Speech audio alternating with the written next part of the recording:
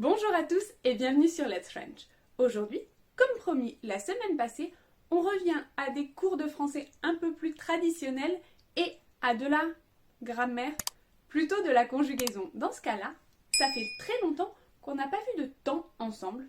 Alors c'est parti, aujourd'hui on va réviser ou apprendre l'imparfait, comment le former et quand l'utiliser.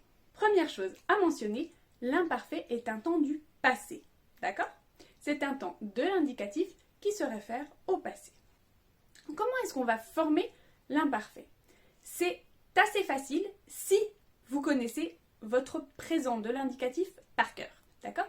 Parce que la racine de notre verbe, la racine c'est-à-dire la base, ce qui ne change pas, va toujours se baser sur le présent de l'indicatif.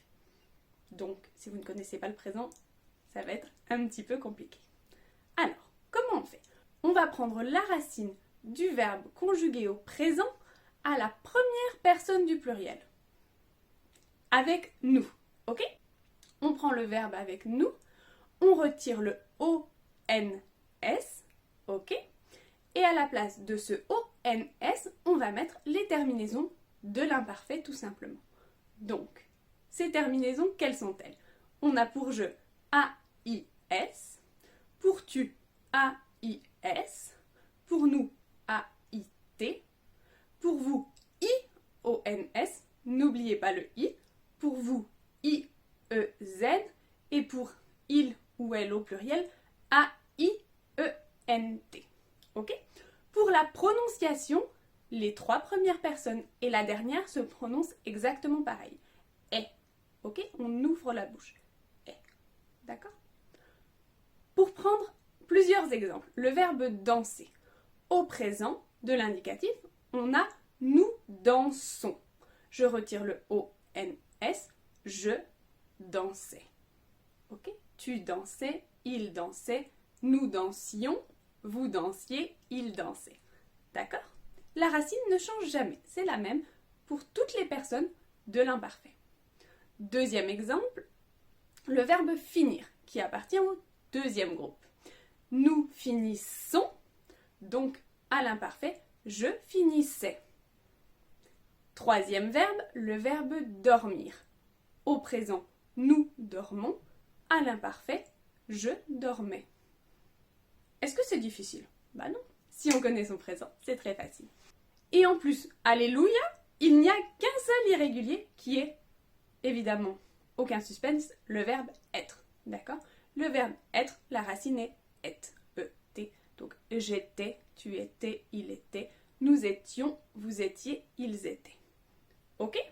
Je vous donne également le verbe pleuvoir et le verbe falloir qui ne sont pas irréguliers mais ne se conjuguent qu'avec il. Donc la règle ne peut pas fonctionner.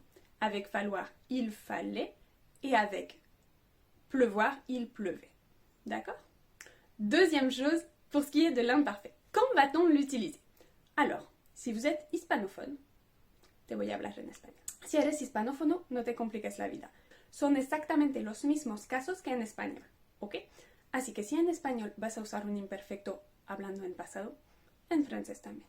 Y ya está. De vez en cuando no está mal copiarse a las reglas de nuestro idioma y así menos para aprender. Y a lo mejor es más natural que pensarse de por qué hago una cosa u otra, ¿ok?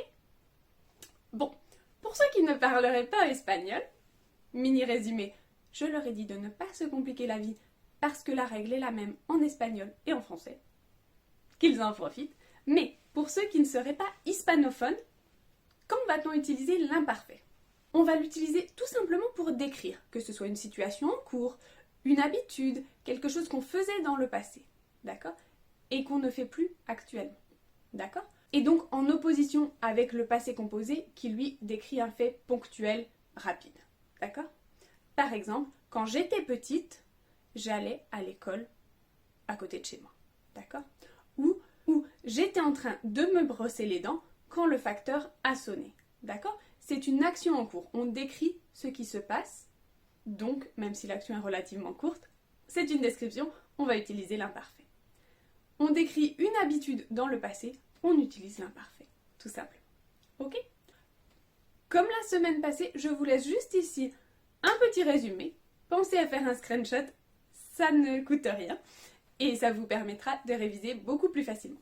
J'espère que cette vidéo vous a plu, vous a intéressé et en attendant celle de la semaine prochaine, je vous embrasse, passez un bon week-end.